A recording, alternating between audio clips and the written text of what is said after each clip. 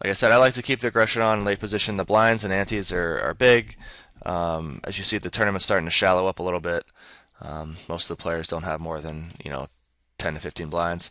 Let's pause fives here. Because this was a really close hand. I don't really like to raise call fives here for a big portion of my stack. I'd obviously fold to probably a three bet from the villain 25. I'd probably villain 29 would be the really close spot as far as whether I would be calling or folding to a shove. He's playing 16-13, which is relatively snug. Not super tight, but relatively snug. And let's see if we have any information. Oh, another cool thing about this software, and I'm not I'm not trying to be a salesperson for Poker Checker 4, but it shows us notes on each villain that keeps from the hands. It says called a three bet out of position with effective stacks less than 15 big blinds with aces. So that basically means he cold called aces. He called a small blind open shove with ace two offsuit. Opened all in UTG to the hijack. 5 and 15 with sixes. Raised call all in preflop. Effective stacks more than 22 big blinds with aces, tens, and sevens. So it gives you a little bit of extra information about each of your opponents as well. So it's pretty cool. But yeah, as far as raising to 800, if you were to move all in, it's going to be really close. It's about half of my stack, a little bit less than half of my stack. So it would be close. I would probably end up leaning towards calling. And we've actually, you know what? Let's just do something for fun here. We could actually stove this and see and give them a range and see how fives do against it. We'll make player one. Let's see. I am five of clubs, five of diamonds. I will apply. Okay, and then we'll give player two. Let's see. I guess we can still give him. We can still give him a 5,700. I guess he could still three bet.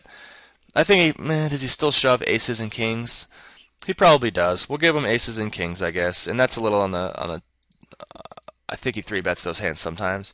We'll give him aces kings. We'll give him ace king. We'll give him ace queen, ace queen off. I think ace jack off for sure. King queens are in there. Queens jacks. I think any pair he's shoving. I'm gonna give him every pair.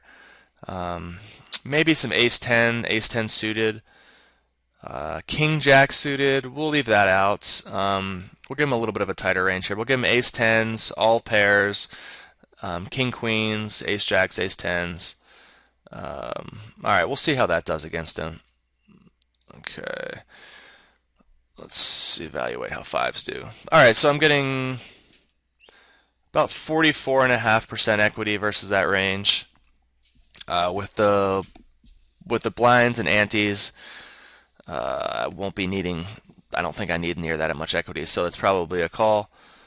Let's see, we can play the hand again.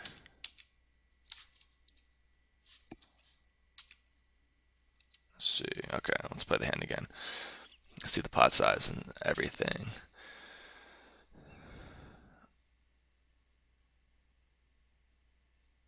Okay, so the pot size is 1,800. If he went all in, he's going to move in for 5,700, making the pot 7,500, making the pot 7,500, and I have to call basically 5K more, getting about 1.5 to 1.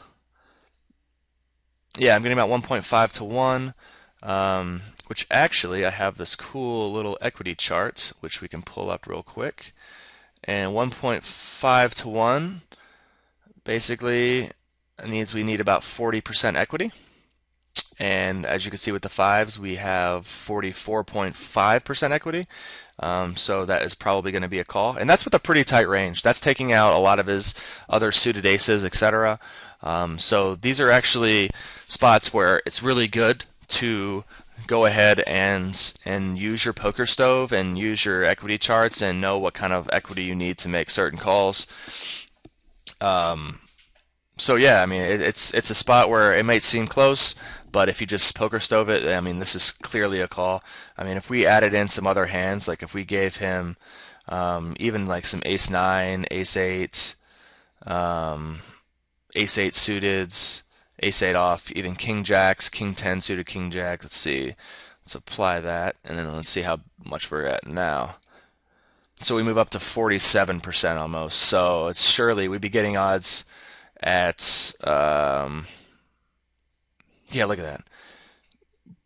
Getting at 1.1 to 1, we'd be getting almost the right price at 1.1 to make the call with pocket fives here. So this is clearly a call with fives versus his stack.